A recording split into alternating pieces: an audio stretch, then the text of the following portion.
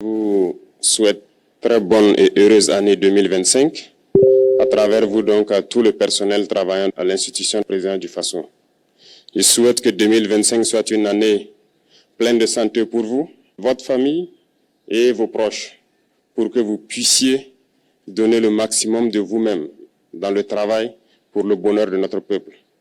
Que 2025 soit une année où vous verrez tous vos projets donc couronnés de succès, de prospérité et surtout que tout au long de l'année, que Dieu guide donc notre action, nous protège et veille sur nous. Je souhaite aussi rappeler à tout un chacun que la lutte contre l'impérialisme doit être donc intégrée dans nos gènes maintenant. Ça doit être une lutte qui se mène de façon implacable et tous les jours. Parce que beaucoup de gens n'ont pas compris ce que c'est que cette lutte jusque-là. Nos vaillantes forces combattantes sont sur le terrain. Ils mènent le combat contre les valets manipulés, ces criminels qui écument nos campagnes tous les jours et tiennent bon pour amener la paix dans notre cher Faso.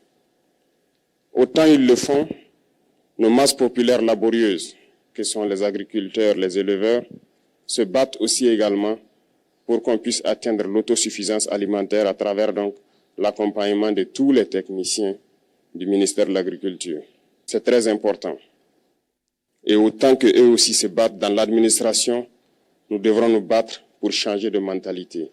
Cette décolonisation mentale, c'est la partie la plus difficile.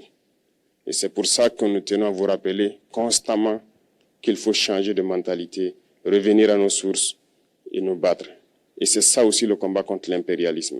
Toutes les occasions nous sont offertes pour pouvoir comprendre l'impérialisme, ses manifestations. Quand je prends dernièrement les propos d'Emmanuel Macron sur l'Afrique, eh bien, tout Africain conscient devrait donc comprendre très vite tout ce qu'il a pu nous dire et qu'est-ce que ça signifie. Le général Tchani a dit il n'y a pas longtemps du changement donc de tactique ou de stratégie des forces françaises en Afrique, et je pense qu'il est venu le confirmer.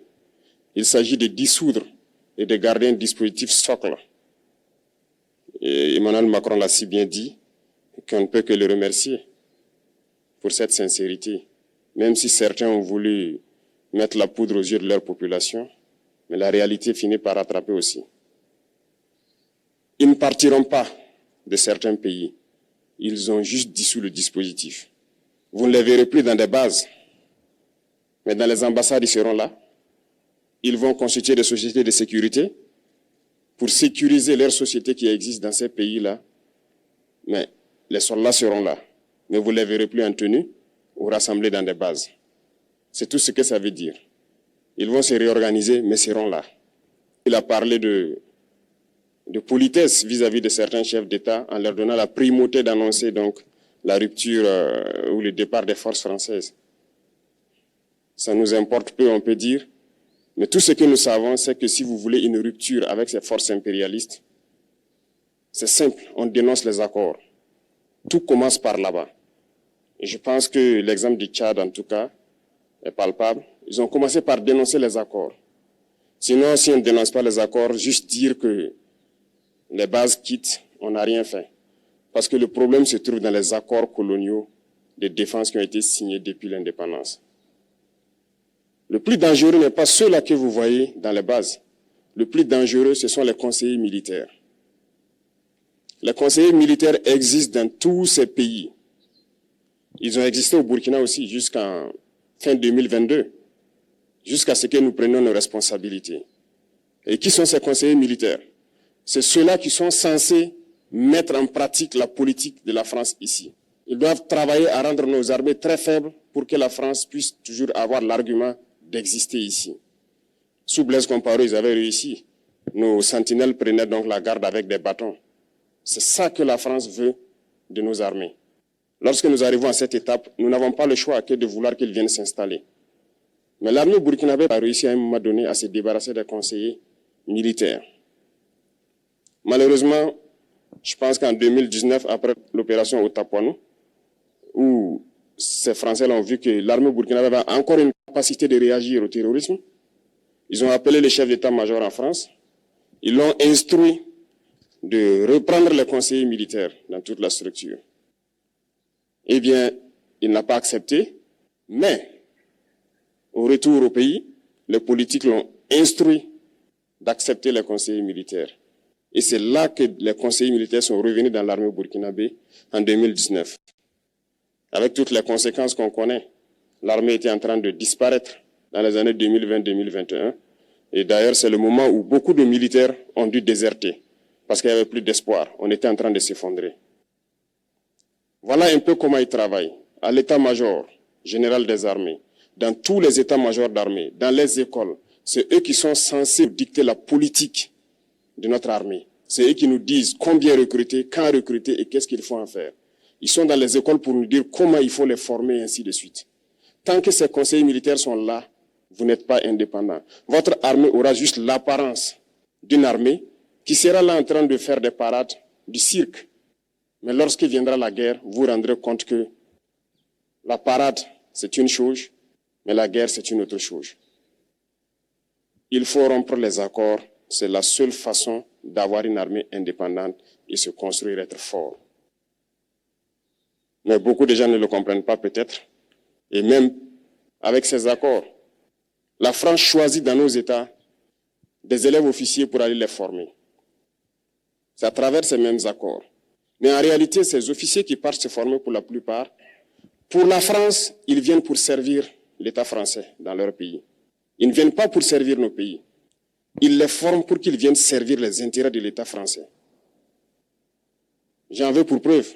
Lorsque nous nous sommes révoltés, beaucoup d'officiers au Burkina qui ont été formés en France ont été immédiatement contactés pour leur dire que c'est le moment de se mettre en action parce que vous avez été formés pour ça, pour servir les intérêts de la France.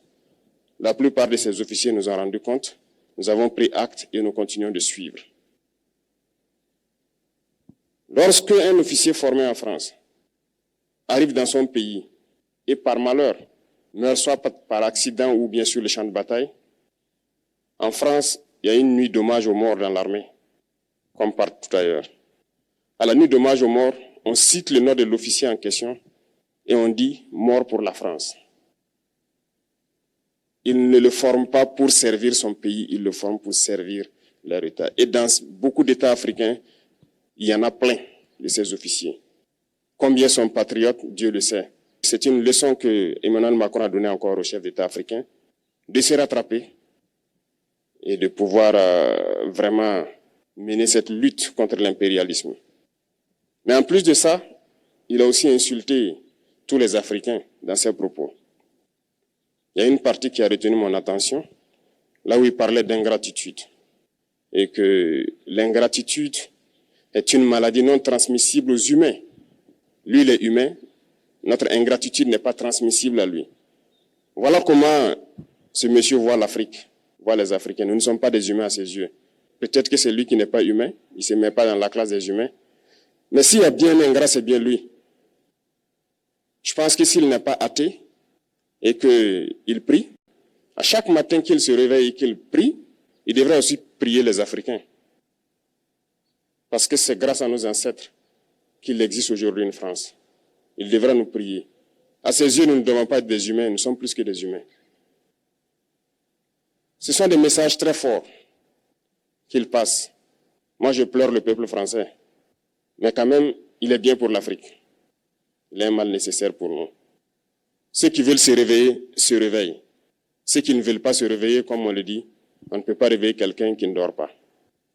Les Africains doivent se réveiller. Nous devons travailler à être indépendants, à faire au moins ce que nos peuples connaissent le bonheur. Et la lutte contre l'impérialisme, c'est ça. Il faut décoloniser les mentalités, prendre en compte toutes ces données-là, parce que le monde nous donne tellement d'exemples à voir. Pour eux, il n'y a pas de morale. Ils peuvent vous désigner aujourd'hui terroriste, mais demain, vous êtes un héros, par leur simple bouche. Ils décident de ce qu'ils font. Ils parlent de démocratie, mais ils se font eux-mêmes des coups d'État constitutionnels entre eux. Ils parlent des droits de l'homme, mais ils déciment des populations ailleurs. L'Africain doit se réveiller, l'Afrique doit se réveiller. Et le combat contre l'impérialisme est permanent. Et je vous invite à incorporer ce combat à travailler en sorte que nous soyons réellement indépendants, que nous soyons autosuffisants et que nous puissions nous développer, connaître le bonheur, ce à quoi notre peuple aspire. Merci, je vous souhaite une très bonne journée, une très bonne semaine et une très bonne année.